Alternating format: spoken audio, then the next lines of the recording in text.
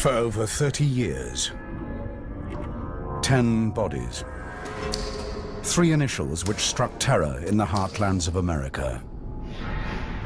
B stands for bind, T stands for torture, and K stands for kill. Bind, torture, kill. A serial killer so deadly, even the police feared where he would strike next. I was terrified that this guy was maybe going to come after my family.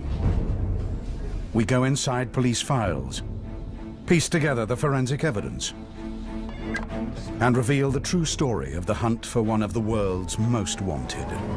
Hands up! Out of the car now!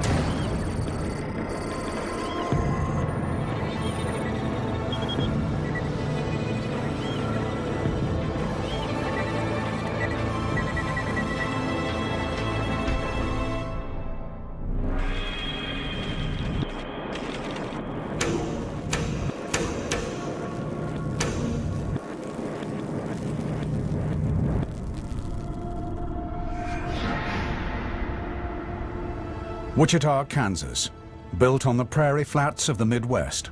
Honest, God-fearing, middle America. The biggest city in the state they call the Buckle on the Bible Belt. A community where people felt safe leaving their doors unlocked, until a serial killer began to prowl the streets. For over 30 years, 2 generations of detectives hunted Wichita's serial killer. Lieutenant Landwehr headed the BTK task force. We knew sooner or later he will kill again if we fail in our attempt. BTK first struck in 1974. What detectives found at the scene haunted former Chief of Police Richard LeMunyon for decades.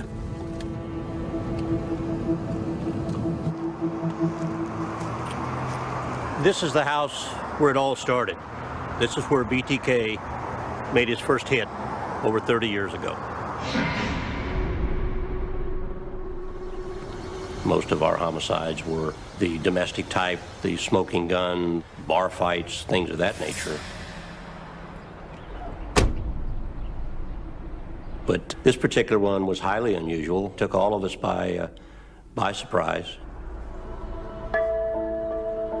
The wood frame house was home to the Otero family, who had only just moved into the area. Joseph was an Air Force veteran, and his wife Julie worked in the local factory.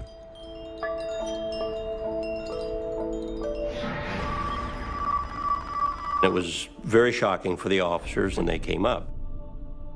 They found the parents face down in their own bedroom, fully clothed, obviously strangled, bags over their head.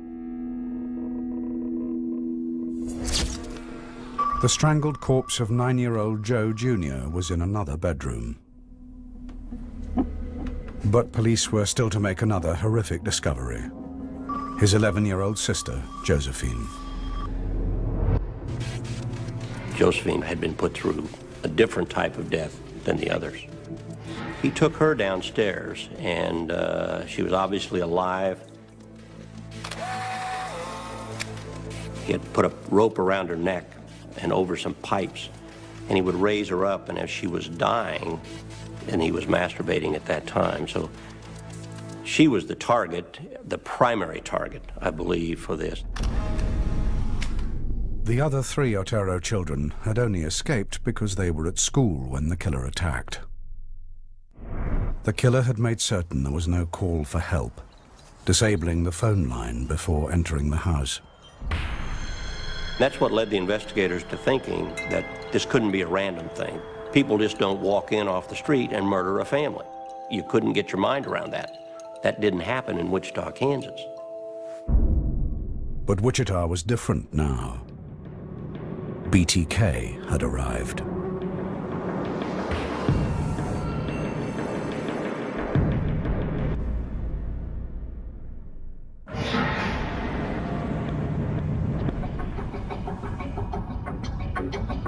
January 1974. The Wichita Police Department was searching for the brutal murderer of the Otero family. The victims, a mother, father, and 2 of their children. All 4 had been asphyxiated and strangled. Why would someone do this to a family? No one would do this just to go in and do it. There had to be a reason for it. Police thought there could be a sexual motive due to evidence left at the scene. They were focusing on seminal fluid that was deposited near the body of Josephine Otero. They were primarily interested in determining the blood group if possible.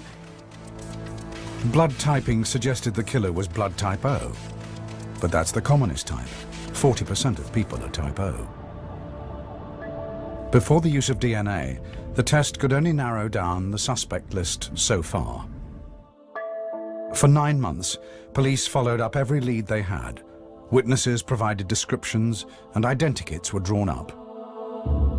Then, in October 1974, 3 men confessed to murdering the Oteros.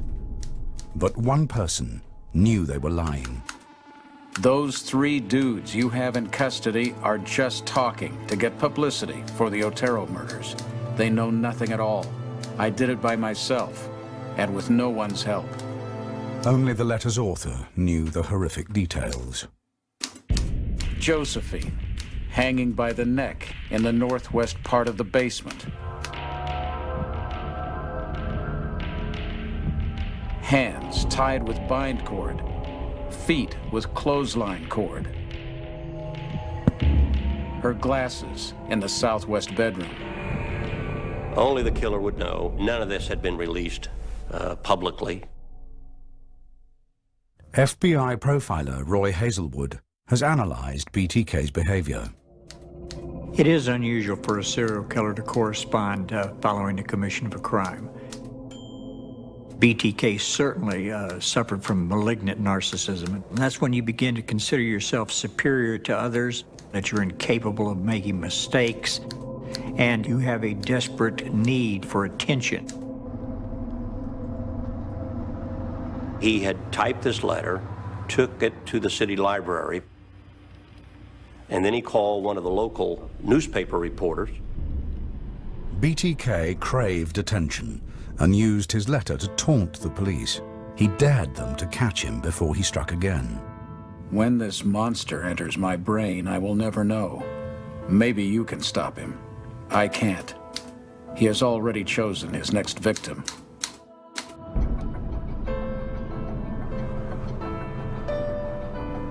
The code words for me will be bind them, torture them, kill them. BTK.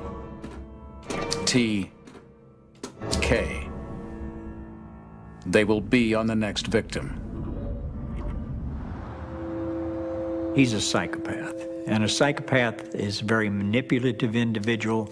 He's an individual who manages to compartmentalize. In other words, he can separate out what's taking place from his involvement.